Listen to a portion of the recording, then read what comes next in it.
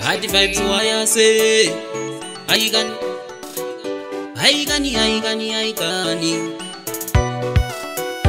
Aigani kujo aigani Doda kutenda yoko Ndimi makavaka upenyu wangu Kupira kare kare ndichiri mwana Nasunu ndavajaya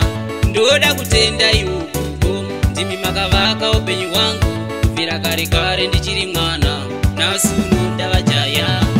Makandirera ndikakura chero zvimangoma zvangu ndakushaura pujo ndiro zita kumangoma ndakasaina amaida kuona ndichishupika chero zvakaoma maimiramira kutyoro ndadzingwa maindibhadharira pane vamwe vana ndaionekera mbuya vangu kane mbuya vangu ndoda kutenda iwoko ndimi makavaka upenyu wangu kupera kare kare ndichiri mwana nasunu ndavajaya ndoda kutenda iwoko ndimi makavaka upenyu wangu kupera kare kare ndichiri mwana nasunu ndavajaya apori chiraipisa mainfuridzira kana ndochema mainsusudzira tenhana temaifamba neni maisada kusiyana neni maindibatawo semwana wenyu mbuya pika nembuya vangu makamira neni mukutambura upenyu hunochinja sitange namo ndoda kutenda iwoko ndimi makavaka upenyu wangu kupera kare kare ndichiri mwana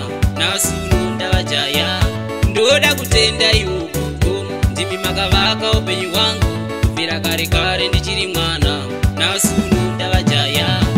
makandirera ndikakura chero zvimangoma zvangu ndakushaura pujo ndiro zita kumangoma ndakasaina amaida kuona ndichishupika chero zvakaoma maimiramira kutyoro ndadzingwa maindibhadharira pane vamwe vana ndaionekera mbuya vangu kane mbuya vangu ndoda kutenda iwoko ndimi makavaka upenyu wangu kupera kare kare ndichiri mwana nasunu ndavajaya ndoda kutenda iwoko ndimi makavaka upenyu wangu kupera kare kare ndichiri mwana nasunu ndavajaya apori chiraipisa mainfuridzira kana ndochema mainsusudzira tenhana temaifamba neni maisada kusiyana neni maindibatawo semwana wenyu mbuya pika nembuya vangu makamira neni mukutambura upenyu hunochinja sitange namo